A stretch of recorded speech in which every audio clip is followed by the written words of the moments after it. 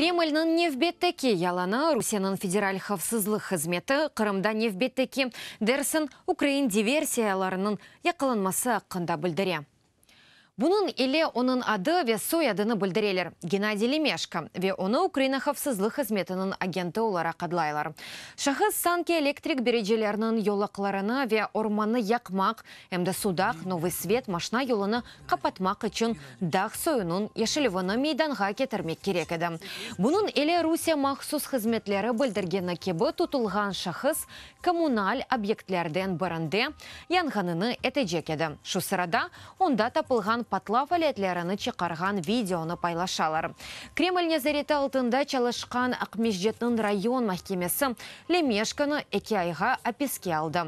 СБУ адамның Украин мақсус қызметлеріне алақасыны рет еті. Невбеттеки диверсантның яқыланмасы ақында хаберны ise ялан деп адлайлар. Русия ФСБ қызметі Қырымда СБУ агентінің яқылануы ақында білдіріп, невбеттеки тарекні мейданға кетірді.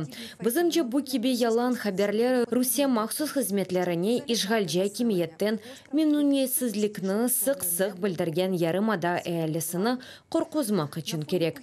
Қырымлыларының яшайшы бетерлешкенінен ФСБ кені текрарланып, келген нағмесіні чалдыра. Украинаве оның оқу құройжы органларыны өз Қырымдаки беляве проблемлерінде қабатламаға тұрыша.